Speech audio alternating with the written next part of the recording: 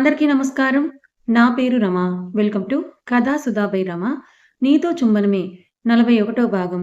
రచయిత సునందారాం గారు. మరి అజయ్‌కి దివాకర్ గురించి నిజం తెలిసింది కదా! మరి సిద్ధూకి చెప్తాడా? ఒకవేళ సిద్ధూ చెప్తే నిజంగానే నమ్ముతాడా? వాళ్ళ తాతయ్య, బాబాయ్ ఎలాంటి వాళ్ళు?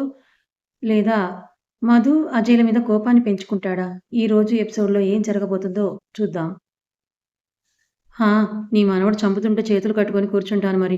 నాకు అడ్డొస్తే అది నీ మనవడైనా సరే, మరొకడైనా సరే నరికి పారేస్తాను. దవడలు బిగబట్టి మరి కోపంగా చెప్తున్న దివాకర్ మాటలకి, అతని కళ్ళల్లో కనిపిస్తున్న కోపానికి ఒక క్షణం పరశురాం సైతం అదిరిపడితే కొడుకు వైపు చూస్తూ అలాగే నిశ్చేష్టుడుగా నిలబడిపోతాడు. కోపంగా అక్కడి నుంచి బయటికి వెళ్ళిన దివాకర్ హాల్‌లో ఉన్న అజయ్, మధుల వైపు చూసి నవ్వుకుంటూ అక్కడి నుంచి బయటికి వెళ్ళిపోతాడు. విషయం అర్థమైన సురేఖ గారి చేతిలోని జ్యూస్ గ్లాస్ జారి కింద పడితే, "అమ్మా మధు! నీకేం కాలేదు కదా!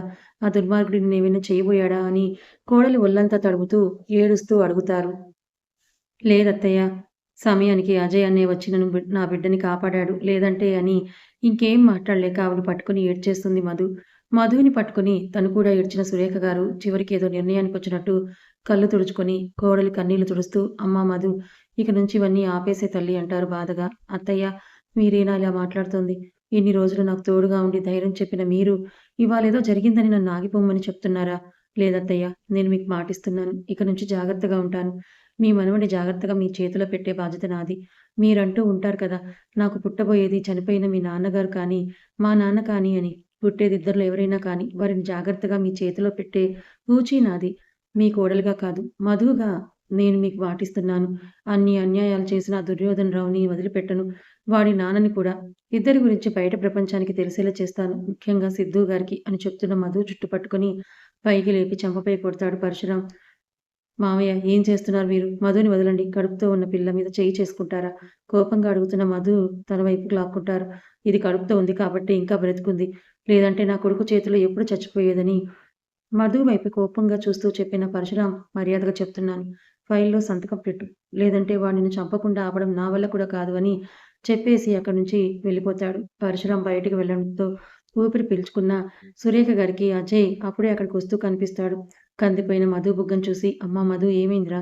ఇప్పటి వరకు బాగానే ఉన్నావు కదా! నేను గదిలోకెళ్ళి బయటకొచ్చే లోపే ఇలా" అని ఆగిపోతూ, "మళ్ళీ ఆ దివాకర్ వచ్చి నిన్ను కొట్టాడా?" అని అడుగుతున్న అజయ్ పిడికిలి కోపంతో బిగుసుకుంటే అతని కళ్ళల్లోని కోపాన్ని చూసి మధు ఆలోచనలో పడుతుంది. "లేదు, లేదన్నయ్య. అలాంటిదేం లేదు. మధ్యాహ్నం వేళ ఎండకు తిరిగాను కదా! అందుకే బుగ్గ అలా కందిపోయింది. అంతే మరేం లేదని మాట మార్చి గదిలోకి వెళ్ళిపోతుంది. అజయ్ ఇంకా ఆ విషయం గురించి వదిలేసి సిద్ధు కాల్ చేయడంతో బయటికి వెళ్ళిపోతాడు. ఆ వేళ ఫారెన్ డెలిగేట్స్‌తో మీటింగ్ ఉండడంతో సిద్ధు ఇంటికి రావడం లేట్ అవుతుంది. అప్పటికే మధు నిద్రపోయి కనిపించడంతో సిద్ధు కూడా తనని కదిలించకుండా వెళ్లి ఫ్రెష్ అయ్యి వచ్చి మధుకో ముద్దిచ్చి, బంప్‌కో ముద్దిచ్చి నిద్రపోతాడు. మరుసటి రోజు అందరూ యథావిధిగా ఎవరి పనుల్లో వాళ్ళు బిజీ అయ్యి ఆఫీస్‌కి వెళ్ళడానికి రెడీ అయితే పరశురాం మెల్లిగా తన వ్యూహాన్ని మొదలుపెడతాడు. నాన్న సిద్ధు, మీ బాబాయ్‌కి యాక్సిడెంట్ వల్ల కాలు ఫ్రాక్చర్ అయ్యి నడవలేని పొజిషన్‌లో ఉన్నాడు కదా! అందుకే రేపు ఫ్యాక్టరీ మొదలుపెట్టడానికి మంచి రోజుందని భూమి పూజ కోసం ముహూర్తం పెట్టారు పంతులు గారు. అందుకే ఇవాళ అమ్మాయి చేత సంతకాలు పెట్టిస్తే పేపర్ వర్క్ నేను కంప్లీట్ చేయిస్తాను. రేపు నువ్వు నీ భార్య ఇద్దరి చేతుల మీదుగా భూమి పూజ జరిపించాలని మీ బాబాయ్ కోరుకుంటున్నాడు సిద్ధు అని మెల్లిగా పావులు కదుపుతాడు పరశురాం. అలాగే తాతయ్య మీకెందుకు శ్రమ? ఆ పేపర్ వర్క్ కూడా నేనే చేయిస్తాను. ఏది ఆ పేపర్స్ ఇలా ఇవ్వండని పరశురాం చేతిలోని పేపర్స్ తీసుకొని మధు అని పిలుస్తాడు. అప్పుడే ఆఫీస్‌కి రెడీ అయ్యి కిందకు దిగుతున్న మధు సిద్ధు దగ్గరికొచ్చి ఏంటండి అని అడగడంతో మధు చేతిలో పరశురాం ఇచ్చిన పేపర్స్‌ని పెడతాడు. వాటిని చేతిలో తీసుకొని చూసిన మధు ఇవి నా చేతికి ఎందుకిస్తున్నారు సిద్ధు గారు అని అయోమయంగా అడుగుతుంది. ఎందుకేంటి మధు? వాటిపై నువ్వు సైన్ చేయమని చెప్పాను కదా! ఇదిగో పెన్.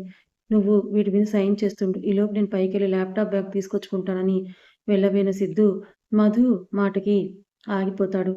Come again Madhu. నేను వీటి మీద సంతకాలు పెట్టను సిద్ధు గారు అని చెప్పేసి బయటికి వెళ్ళబోతున్న మధు చెయ్యి పట్టి ఆపేస్తాడు సిద్ధు. మధు కోపంగా వచ్చిన సిద్ధు గొంతుకు అక్కడున్న అందరూ ఓ క్షణం ఉలిక్కిపడితే, అది ముందే ఊహించిన మధు గట్టిగా కళ్ళు మూసి తెరుస్తూ దీర్ఘంగా శ్వాస తీసుకుంటుంది. మీరు నా మీద అరిచినా, తిట్టినా, ఆఖరికి కొట్టినా సరే, నేను మాత్రం వాటి మీద సైన్ చెయ్యనని తను కూడా గట్టిగా చెప్తుంది మధు. మధు మీద వస్తున్న కోపాన్ని కష్టంగా అణచుకుంటున్న సిద్ధు ఓ క్షణం కళ్ళు మూసి తెరిచి, అసలు నీ ప్రాబ్లమ్ ఏంటి మధు? ఎందుకు సంతకం పెట్టను అంటున్నావు? అతను నెమ్మదిగా అడగాలని చూస్తాడు కానీ, కోపం వల్ల సీరియస్‌గానే వస్తుంది అతని స్వరం. మీ బాబాయ్ అక్కడ ఫ్యాక్టరీ పెట్టడం వల్ల అక్కడ చాలామంది మనుషులు ఇబ్బంది పాలవుతారు.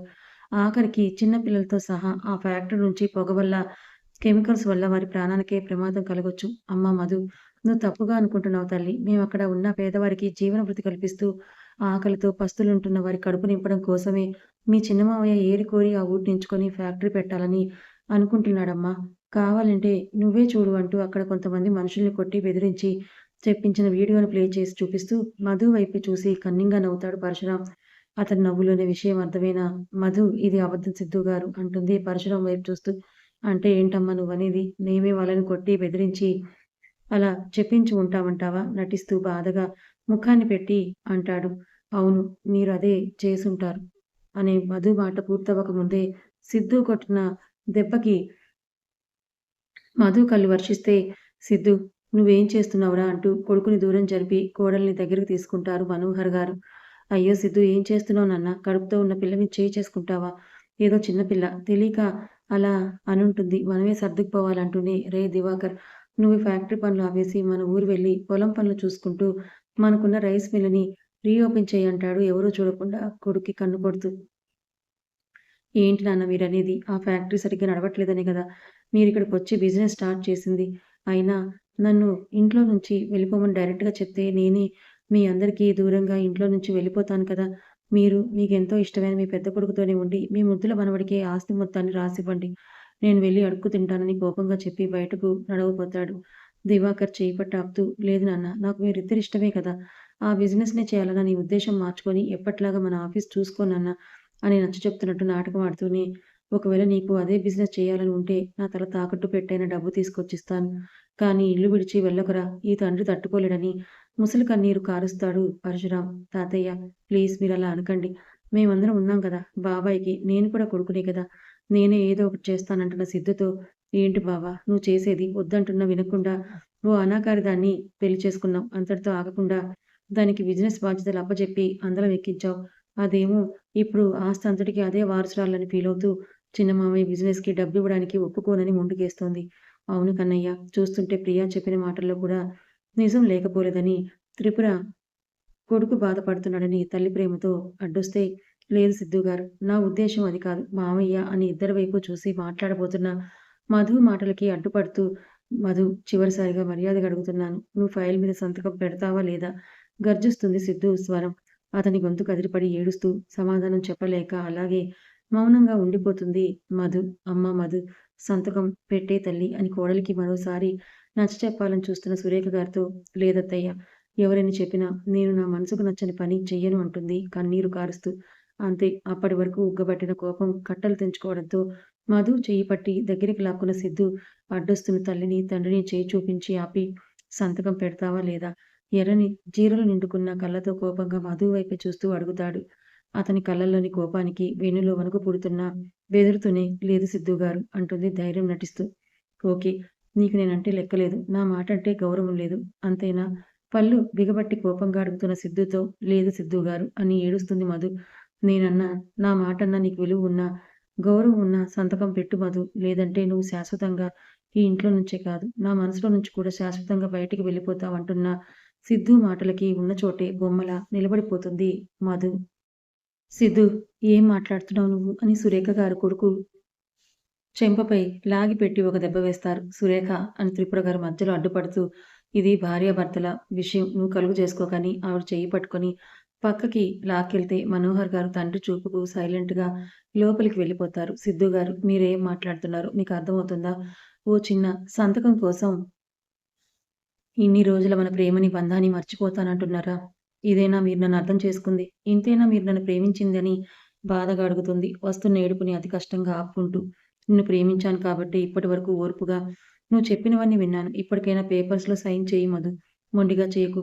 లేదు సిద్ధు గారు, మీరు నన్నేం చేసినా సరే నా నిర్ణయం మారదు. మీరు నన్ను ఇంట్లో నుంచి వెళ్ళిపోమన్నా సరే, చంపినా సరే నేను సంతకం పెట్టను. ఇక కోపాన్ని కంట్రోల్ చేసుకోలేని సిద్ధు మధుపై వస్తున్న కోపాన్ని తన మీద చూపించలేక పక్కనే ఉన్న వాల్‌పై గట్టిగా పంచెస్ ఇవ్వడంతో గోడ క్రాకిస్తే సిద్ధు చేయి చిట్లి రక్తం కారడం మొదలవుతుంది. సిద్ధు గారు, మీరేం చేస్తున్నారని చెయ్యి పట్టుకోబోయిన మధుని ఆపి, డోంట్ టచ్ అని కోపంగా వేలు పెట్టి చూపిస్తాడు. అయ్యో సిద్ధు గారు, మీరెందుకు నన్ను అర్థం చేసుకోవట్లేదు? మీరు వీళ్ళ కోసం ఈ దుర్మార్గుల కోసం ఎందుకింతలా మిమ్మల్ని మీరు బాధ పెట్టుకుంటూ, నన్ను బాధపడేలా చేస్తున్నారు? ఇదిగో ఇక్కడున్నారే ఇద్దరు. వీళ్ళు మీరనుకున్నంత మంచివాళ్ళు కాదు. మీరేమనుకుంటున్నారు? వీళ్ళిద్దరూ ఎదుటివారికి మంచి చేయడం కోసం ఏదైనా చేస్తారనుకుంటున్నారా? కాదు. వీళ్ళిద్దరూ స్వార్థపరులు. తమ స్వలాభం కోసం ఎంత దూరమైనా వెళ్తారు. ఏదైనా చేస్తారు. చివరికి వాళ్ళ ప్రాణాలు తీయడంతో సహా అనే మాట పూర్తవ్వక ముందే మధు గొంతు సిద్ధు చేతుల్లో ఉంటే, ఏంటే నా గురించి ఏమనుకుంటున్నావు నువ్వు?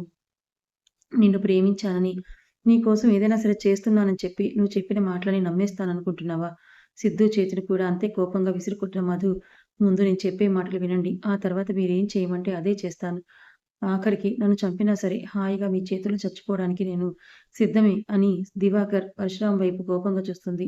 ఏంటమ్మా, నిన్ను మా మనవడు ఇంట్లో నుంచి వెళ్ళిపొమ్మన్నాడని చివరికి అటు తిప్పి, ఇటు తిప్పి అమాయకులమైన మా మీద నిందలు వేస్తున్నావా? అని బాధ నటిస్తూ ముసలి కన్నీరు కారుస్తాడు పరశురాం. ఇదిగో ఇలా మీ ముందు మంచివాళ్ళ నటిస్తున్నారు చూసారా? The great Parashuram. ముందుకు మీరు ఇతను చేసిన మంచి పనుల గురించి తెలుసుకోండి. అతను ఎవరికేం మంచి చేశాడు? ఆయన వల్ల ఎన్ని కుటుంబాలు అడ్రస్ లేకుండా పోయాయో లెక్కలు వేద్దాం. అన్న లెక్కకు మించినవి అవన్నీ ఏంటో ముందు తెలుసుకొని ఆ తర్వాత చెప్పండి. మీ తాత చేసిన మంచి పనులేంటో, వాటిలో మీ బాబాయ్ హస్తం కూడా ఎంతవరకు ఉందో. అమ్మా మధు, ఎందుకమ్మా నా మనవడికి నాకు మధ్య లేనిపోనివి చెప్పి దూరం చేయాలని చూస్తున్నావు? కళ్ళు తుడుచుకుంటూ చెప్తాడు పరశురాం. తాతయ్య, మీరు మధ్యలో ఏం మాట్లాడొద్దు. తనేం చెప్పాలనుకుంటుందో చెప్పనివ్వండి. మీ గురించి నాకు తెలీదా? ఎవరైనా చెప్పినా నా తాతయ్య నా హీరో అని ఆయనకు చెప్పి మధు వైపు చూస్తాడు చెప్పమన్నట్టు. సరే సిద్ధుగారు. నేను చెప్పిన మాటలన్నీ విన్నాక అప్పుడు చెప్పండి. మీ తాత హీరోనో, లేదంటే మనుషుల ప్రాణాలు తీసే నరరూప రాక్షసుడో, ఆ రాక్షసత్వానికి బలైన వారిలో నా తండ్రి కూడా ఉన్నాడని కన్నీరు కారుస్తుంది. వాట్? అవును సిద్ధుగారు. మీ తాత, మీ బాబాయ్ ఇద్దరూ కలిసి నా తండ్రిని చంపారు. అమ్మ మధు, ఏం మాట్లాడుతున్నావు? మేమెందుకు మీ నాన్నని చంపుతాం తల్లి? నువ్వెవరో చెప్పిన మాటలు విని మమ్మల్ని అపార్థం చేసుకుంటున్నావమ్మా.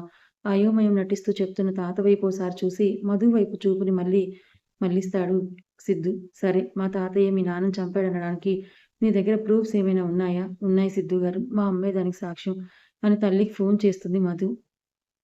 ఇంతలో తను వెనకే వినిపిస్తున్న రింగ్ శబ్దానికి తల తిప్పి వెనక్కి చూసిన మధుకి అక్కడ తల్లి కనిపించడంతో అమ్మా అని పిలుస్తూ దగ్గరికి వెళ్ళిన మధు, అమ్మా నువ్వే చెప్పమ్మా, నాన్నని చంపింది దుర్మార్గులే కదా అంటూ దగ్గరికి వెళ్ళిన మధుని లాగిపెట్టి ఒకటి కొడతారు సునీత గారు.